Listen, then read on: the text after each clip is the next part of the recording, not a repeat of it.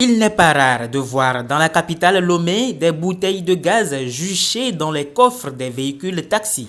Et l'on se demande si cela est autorisé vu le danger que constitue le dispositif.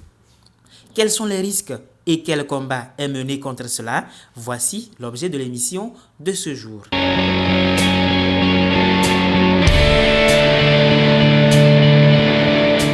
Différentes sources d'énergie peuvent faire fonctionner un véhicule.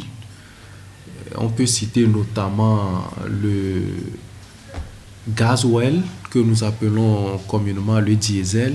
Il y a l'essence. Nous avons aussi le gaz butane. Il y a le système GPL. Il y a sous d'autres cieux, nous avons les véhicules électriques et d'autres qui fonctionnent même à base de l'énergie solaire. Mais il faut rappeler que dans le contexte de notre pays, c'est l'essence et le diesel qui sont les deux sources d'énergie que les véhicules en circulation dans le pays utilisent. Et vous allez voir même que c'est ces deux sources d'énergie qui sont indiquées sur la carte grise des véhicules qui composent le parc automobile national. En clair, l'interdiction ne concerne pas les véhicules conçus à l'origine pour utiliser le gaz, mais plutôt elle concerne les véhicules adaptés au système hybride grâce à l'ingéniosité de certains mécaniciens de la place ou des pays voisins. Le gaz butane en commercialisation au Togo n'est destiné qu'aux ménages et non aux véhicules comme source d'énergie. Il est vrai que dans l'ordonnancement juridique de notre pays, il n'existe pas encore aucune disposition législative et réglementaire qui traite expressément de la question. Mais face à l'ampleur que le phénomène prend dans le secteur des transports et aux dangers auxquels il expose les usagers et leur environnement immédiat, le gouvernement a très vite réagi en l'interdisant formellement à travers un communiqué conjoint des ministres en charge de la sécurité des transports. Un communiqué rendu public en date du 12 juillet 2016.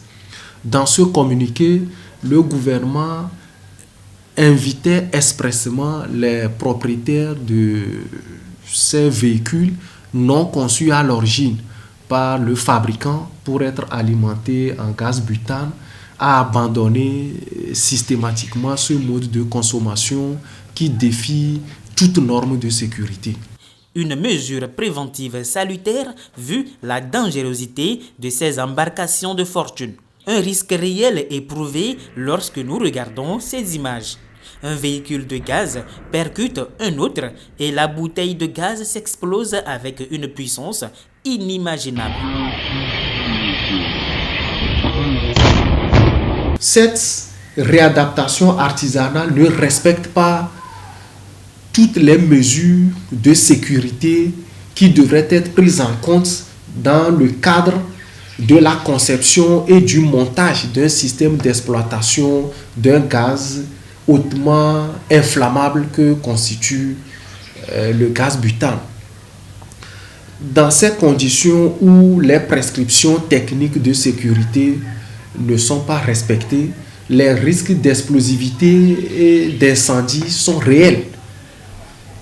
Ils sont réels, ces risques d'incendie et d'explosion, à partir du moment où les scientifiques nous apprennent que le gaz butane s'enflamme rapidement dans l'air en présence d'une source d'électricité statique, en présence d'une étincelle, d'une flamme nue ou encore de toute autre source d'ignition ou d'inflammation. On nous apprend également que le gaz butane constitue un mélange très explosif avec l'air lorsque sa concentration s'y trouve entre 1,8 et 8,5%.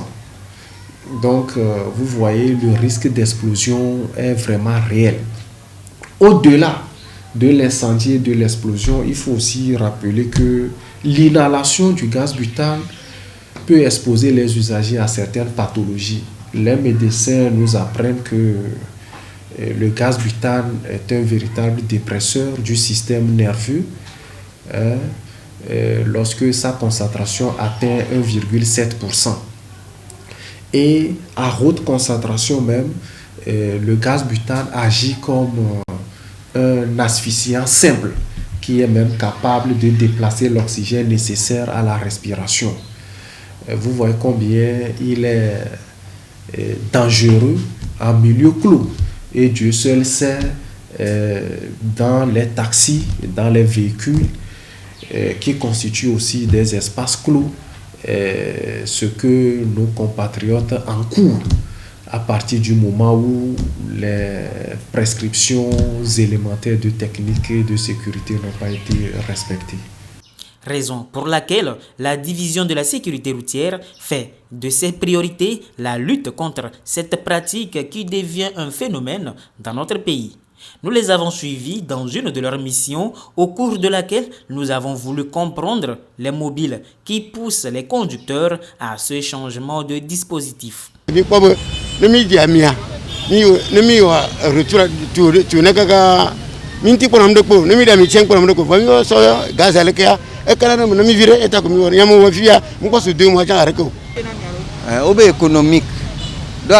essence économique, dès que tu attends les filles, mila so amome velengbe de kan quoi minyare que milte l'ordre et la gloire so hoy dari na peto pour camper quoi dès que mi da weru mudola wo économique bedo et so kunso na ça c'est quand même une zone.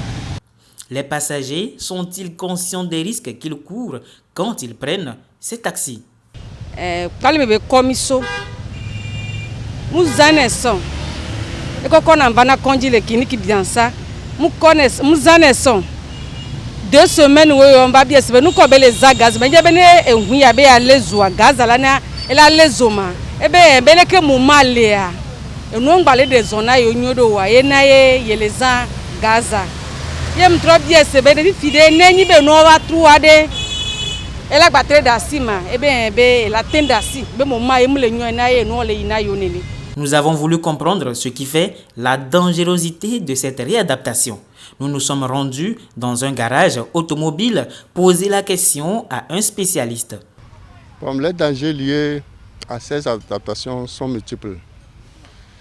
Par exemple, quand des véhicules qui sont conçus proprement qui viennent de l'Europe, là-bas c'est déjà installé. Donc là-bas il n'y a pas de danger. Mais chez nous, façon dont les gens installent ça, ça ne respecte pas les normes. Donc d'où maintenant, ça cause beaucoup de dangers. Par exemple, vous allez voir dans nos taximens adapter les bouteilles de gaz. Alors que les bouteilles de gaz ne sont pas faites pour les véhicules. Ce n'est pas approprié. Il faut vraiment éviter ça parce que ça cause beaucoup de dangers. Et quand vous adaptez ça, votre moteur aussi ne va pas durer longtemps. Vous voyez? Donc c'est vrai que c'est économique, mais à long terme, vous allez perdre beaucoup. Donc je conseille aux gens de ne pas faire ça dans l'adaptation et d'utiliser peut-être les voitures qui sont venues avec les installations. Après toutes ces explications et ces expériences, c'est une évidence qu'aucune raison ne peut justifier cette pratique. Et la division de la sécurité routière rassure, c'est une infraction qui est soumise à une sanction. À chaque fois que le gouvernement procède à une révision à la baisse, est-ce que nous les voyons défaire leurs dispositifs? Mais au-delà de cet aspect, j'aimerais aussi rappeler que les agents constatateurs d'infractions que nous appelons les officiers de police judiciaire n'ont pas besoin d'aller décrypter le mobile qui sous-tente une infraction. Dès lors que le fait est constitué, on procède à sa répression. Donc, dans le contexte où nous sommes, nous disons que la pratique, l'utilisation du gaz butane dans les taxis est interdite par le gouvernement. On voit les gens qui continuent par utiliser ce gaz dans leur véhicule. Nous sommes autorisés à les interpeller.